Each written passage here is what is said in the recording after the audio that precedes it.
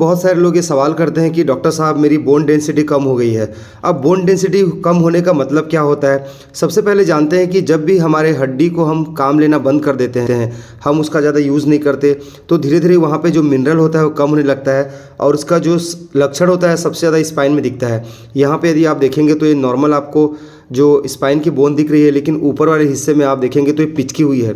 इसलिए होता है क्योंकि यहाँ पे कैल्शियम, विटामिन D3 और जो भी बोन को बनाने वाली मिनरल होती है वो कम हो जाती है। इसका जो लक्षण है आप रिस्ट में भी देखने को मिलेगा और कई बार आपके हिप के बोन में भी देखने को मिलता है। अब जैसे ये हिप की बोन को अगर आप देखेंगे तो ये वाला जो आपको बहुत रेसे दिखाई दे रहे हैं, ये बताते हैं कि यहाँ पे जो मिनरल है वो कम हो गया है। साथ ही साथ ये जो रेसे है ये बता रहा है कि आपकी बॉडी का वेट यहाँ से नीचे की ओर आ रहा है। इस प्रकार के लक्षण यदि आपके हिप के बोन में भी दिखते हैं तो ये आपके सीवियर ऑस्टियोपोरोसिस यानी हड्डी की कमजोरी को बताता है। ये नॉर्मल हिप है, आप देख सकते हैं बहुत ही घना है, यहाँ पे अच्छा खासा मिनरल का जमा हुआ है। लेकिन अगर दूसरे साइड में आप देखेंगे तो ये दोनों की में आप स्पष्ट रूप से एक डिफरेंस को बता सकते हैं।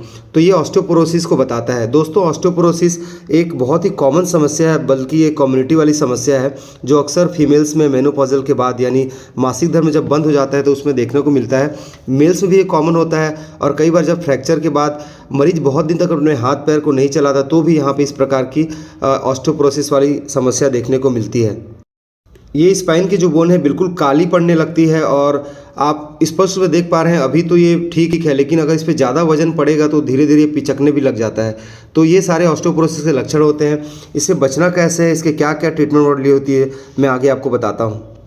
मापने के लिए आपके रिस्ट, हिप और स्पाइन के बोन में डेक्सा स्कैन का सहारा लिया जाता है, जिसे BMD स्कैन भी कहते हैं। बोन मास डेंसिटी यानी ये बताता है कि आपके हड्डी में कितना ज़्यादा मिनरलाइजेशन हुआ है।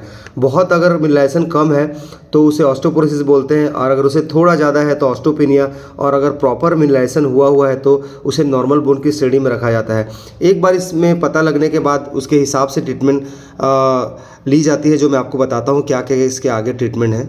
तो ऑस्टियोपोरोसिस को ठीक करने के लिए बहुत सारी मार्केट में दवाइयाँ अवेलेबल हैं, लेकिन आप अपने घर पे ही इसकी जो मात्रा है उसको कम कर सकते हैं और इससे होने वाले जो भयानक दुष्परिणाम है उससे भी बच सकते हैं। सबसे पहले आपको अपने हड्डी से काम लेना है। हड्डी से काम लेने का मतलब ये है कि आप उसका जितना ज़्यादा यूज़ करेंगे आपकी हड्डी उतनी ज़्यादा मजबूत होगी। हमारे शरीर में हम हड्डी का जितना यूज़ करते हैं उतनी नई हड्डी बनती है। इसके साथ ही साथ आपको कुछ अच्छे कैल्शियम टैबलेट्स लेने हैं। आप दिन में 1000 मिलीग्राम आप कैल्शियम ले सकते हैं। इसके लिए आप मिल्क का सहारा ले सकते हैं, बहुत सारे कैल्शियम रिच फूड भी ले सकते हैं। आपको विटामिन D3 की ज़रूरत पड़ेगी क्योंकि ये भी एक महत्वपूर्ण कारण होता है ऑस्टियोपोरोसिस का। इसके लिए आप सनलाइट में प्रॉपर एक्सपोजर लेके और हफ्ते में एक बार जो विटामिन D3 की गोली लेते हैं उसको भी आप ले सकते हैं। अब मैंने बताया था कि एक्सरसाइज करना ज़रूरी इसलिए होता है क्योंकि जब आप एक्सरसाइज करते हैं तो ये आपके हड्डी पे एक स्टिमुलस देता है, जिससे आपकी हड्डी पे नए मिनरलेशन होता है और आपकी हड्डी मजबूत होती है। इन सब का अगर आप सहारा लेंगे तो आपकी हड्डी पहले जैसे मजबूत हो जाएगी।